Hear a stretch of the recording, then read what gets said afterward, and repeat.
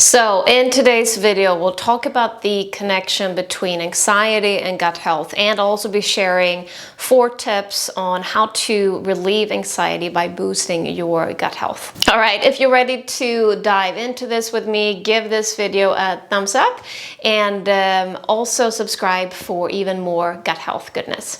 And if we haven't met before, my name is Anna. I'm a holistic health and nutrition coach, and I help you heal your gut to feel more light, free and vibrant in body and mind. And if you want more information on that, I will leave a link in the description below. All right then, so what is the connection between gut health and anxiety? And this is where we start to get into the gut-brain connection, or the relationship between your gut and your brain. And this is an area I personally love. I find it very fascinating, and especially because it holds so many answers to a lot of health issues. So your gut and your brain, so they're connected via something known as the vagus nerve. So that's how they are actually in constant dialogue with one another. And also in your gut, there are over 500 million nerves. So this is also why your gut is sometimes also referred to as the second brain. And also your gut and your brain, they also communicate via hormones, neurotransmitters, and also the immune system. So there are a lot of ways that they can actually speak to one another. And speaking of neurotransmitters, so about 90% of serotonin, which is also known as your happy hormone, is actually produced in your gut. That's a very significant percentage. And also about 50% of dopamine, which you can kind of call the feel-good neurotransmitter, is also produced in your gut. And I wanted to bring this up because that obviously means that if you're not looking after your gut, if you're having a poor gut health, then neurotransmitters like serotonin and dopamine can't be optimally produced.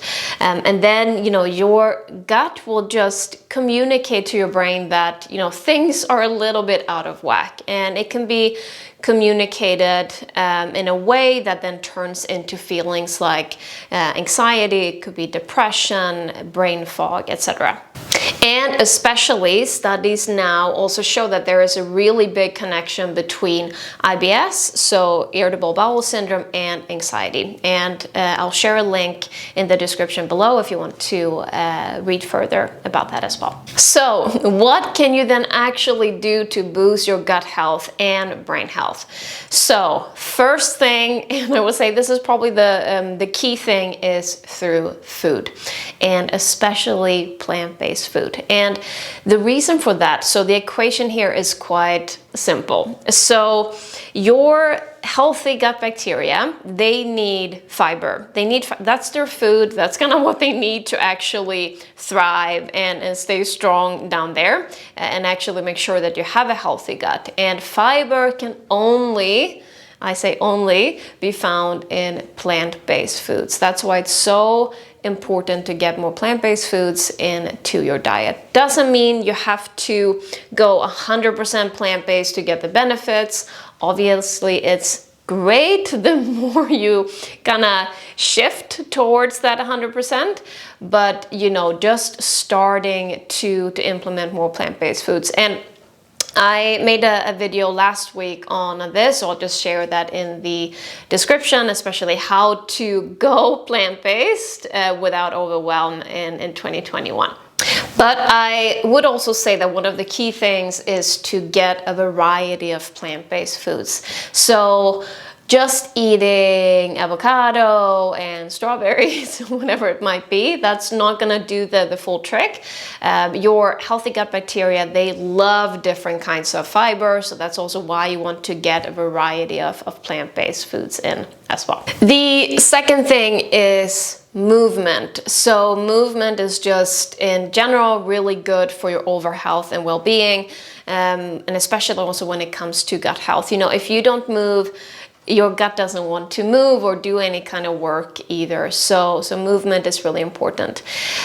When it comes to movement, it's not a specific kind of movement. It's not that you have to go to the gym and do a CrossFit session. Just find something that you love doing and where you're kind of getting your heart rate up. So if you love swimming, if you love going for a power walk, if you do love CrossFit, whatever it is that you love doing, go for that. If you don't know what you love doing, try different things and see what it is that you like. So the third is yoga and meditation. Yoga is obviously a form of movement, but I wanted to highlight yoga just because it's extra powerful when it comes to gut health.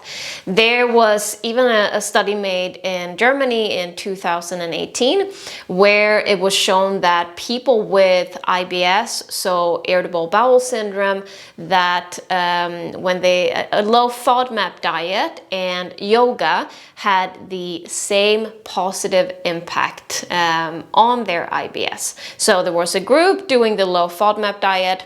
If that's a new term for you, it's just, I'm not gonna get too much into it, but it's just a type of diet that's very common to do when you do have IBS.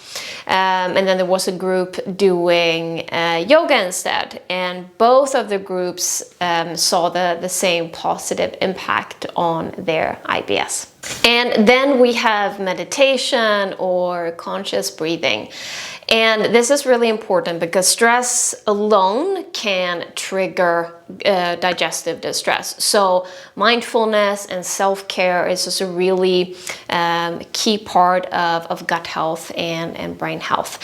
When we are stressed, we tend to breathe into our chest. So what we want to do is to shift so that we're actually breathing into the belly instead.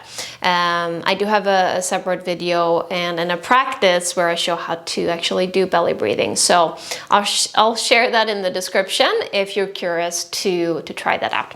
And the fourth one is sleep. This might be probably a bit of an underrated or maybe not so known way of, especially when it comes to improving gut health. But getting enough sleep, getting quality sleep is by all means something that should be prioritized. Obviously, there are maybe times or phases, in your life where it's more challenging. For example, if you're having a baby, then sleep is just a little bit more tricky, at least the majority of cases. But I think it's also important to understand that we also have these phases in our lives. But I am also more talking about where you actually have more control over it. So instead of, if it's binge watching Netflix until 2 a.m. or if it's, pushing through work until 2 a.m. just because you feel like you need to get things done instead of getting sleep. I mean, these are things that you can actually control. It's much better to get that sleep. I think especially when it comes to, pushing with work until late in the evening. It's better to get sleep and being fresh in the morning. So, but sleep is really, really key to gut and brain health as well. And just to share, for me personally, sleep has been good sleep has been a non-negotiable for the past few years. And some of the things that I do to actually support my sleep and getting my beauty sleep. So one of the things, I've been doing this for quite some time, is just, you don't have to do exact the same time as I do, but my time when I do this is around 9 p.m.